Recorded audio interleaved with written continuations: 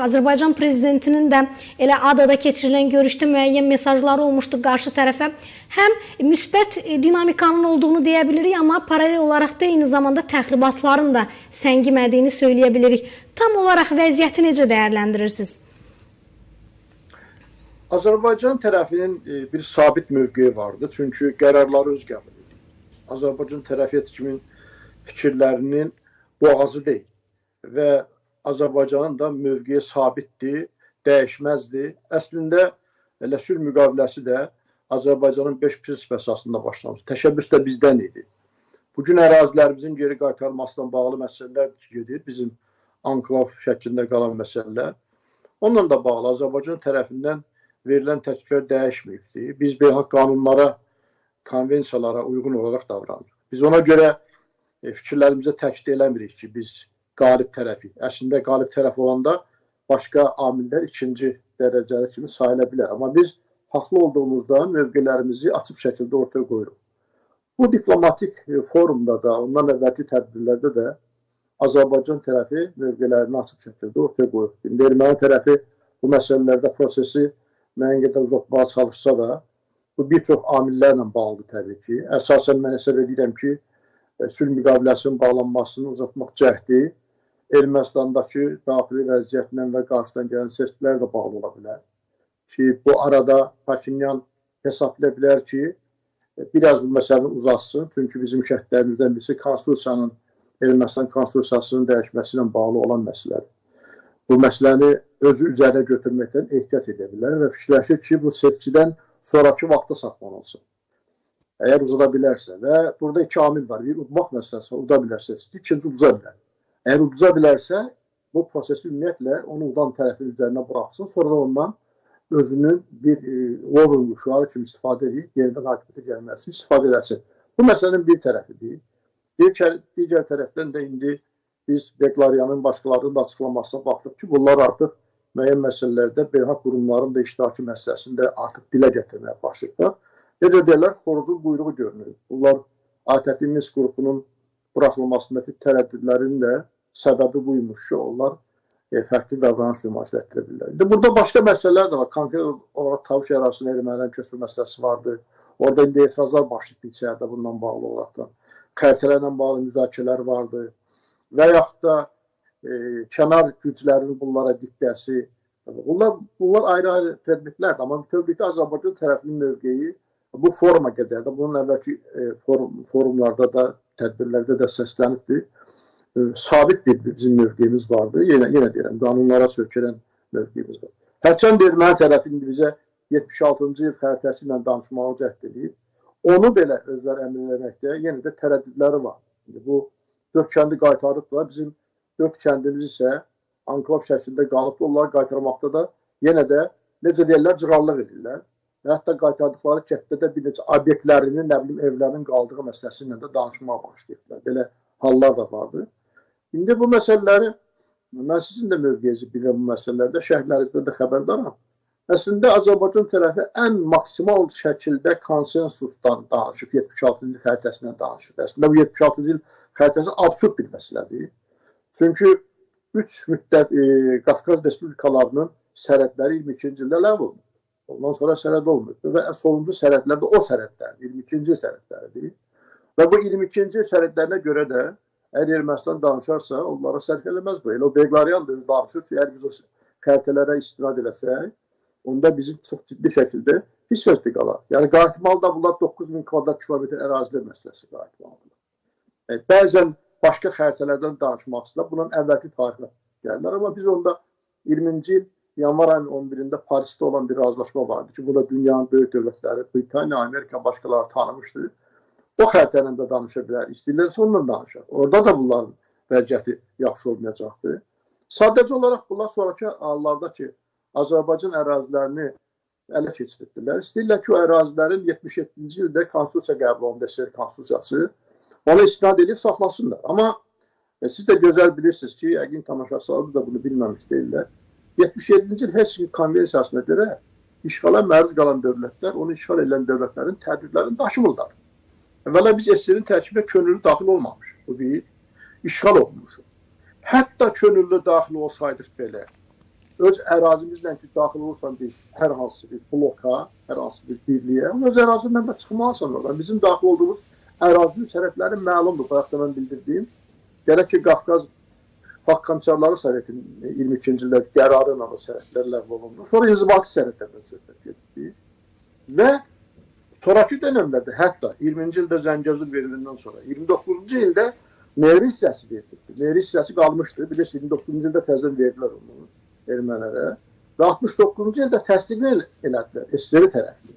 Yenə deyirəm, biz o imperiyanın işğal olduğumuzu deyiriksə, biz Azərbaycan Xalq Cümhuriyyətinin varisi olduğumuzu deyiriksə... Yəni, Ermənistandan fərqli olaraq həm də. Əlbəttə, əlbəttə. Biz bütün bu məsələlər bizim əlimizdə çox ciddi şəkildə də qalib dövlətik. Biz bu məsələləri Ermənistan qarşısına qoyarıq, bayrağımızda İrəvana dikərik. Çünki İrəvanın özünün verilməsində belə artıq qanun pozuntuları var. Nədən ibarətdir? Tək bir müddianı deyim ki, orada var idi ki, əgər burada yaşayan türklər sıxışdırılarsa, Azərbaycan xalq, onda bu müqavilədə qüvvədən düşmüş sayılar. Hətta buna istinad edib belə biz məsələni fərqli qoya bilərik. Amma bütün bunlar üzərindən keçib biz sadəcə olaraq sülh olsun bölgədə, indiki məqamda bir anlaşma olsun, qarşıdurma olmasın deyə addımlar atırıqsa, erməni tərəfin belə güya ki, oyunbazlıq eləməsi bizim işimizə yaramayacaqdır. Mən hesab edirəm ki, bu məsələdə erməni tərəfin güya ki, müxalifət bir cür danışır, tavruşla bağlı çıxıb küçələrə, güya keşişləri başqa cür danışır, güya diaspora başqa cür danışır, Rusiya bağlı qüvvəti başqa cür danışır. Mən bütün bunları nağıl hesab edirəm. Bunların altyapıda çox ciddi şəkildə anlaşması vardı.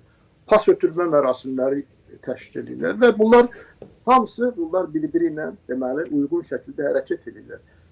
Köçəryan sülh göyərçisi kimi görsənməyə çalışır, güya ki, o tərəfdən Sarkisyan-Gül başqa bir təzyiq edirlər, keşiş başqa bir söz deyir, diaspora başqa bir şey danışır.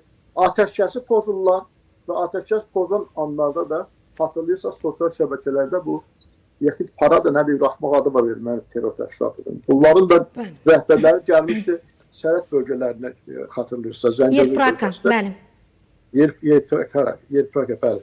Onu da bilərəkdən göstərdi. Niyə göstərdilər ki, güya baxın, bu oradadır, atəşkəsin pozulmasının səbəbkarları da bunlardılar.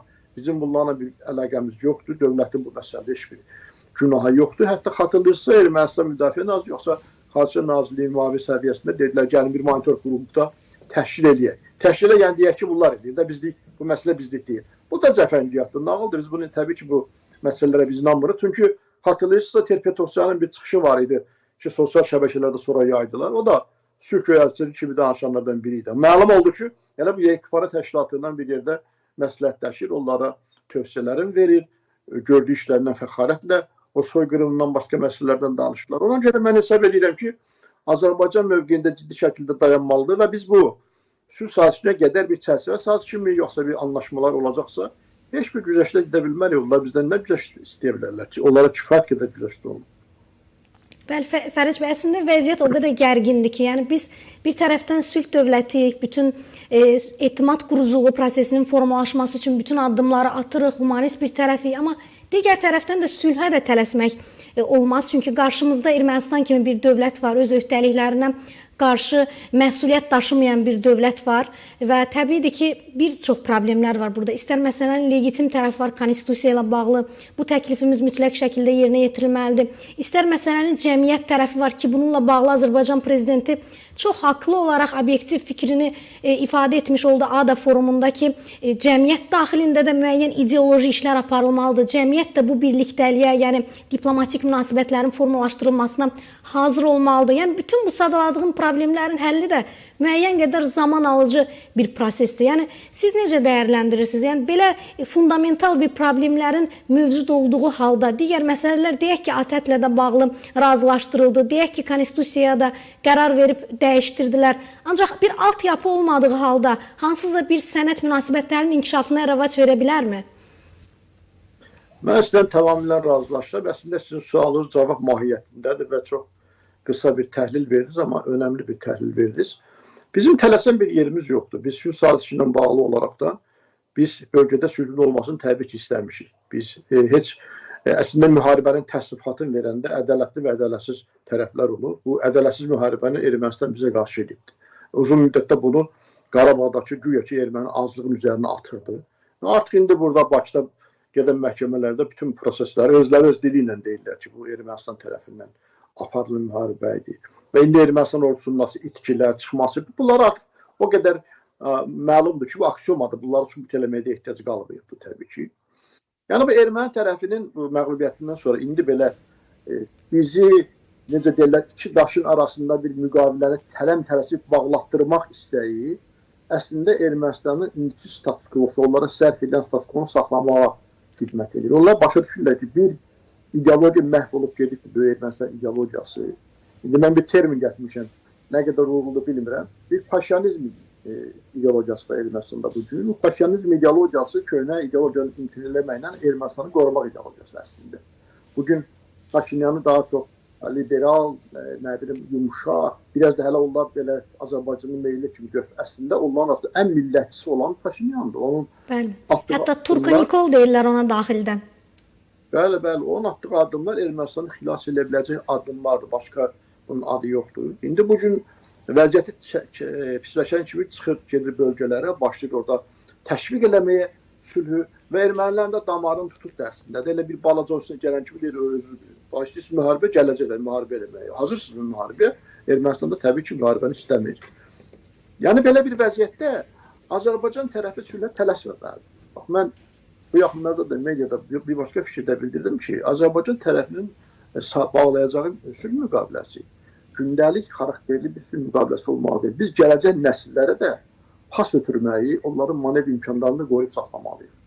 Biz bugün nə deyək ki, hələlik bəzi məqamları qabartmırıq, amma şərtlər dəyişə bilər, force major vəziyyət yarana bilər. Ya lap elə yaxın zamanlarda yeni dünya düzəni sistemində yeni bu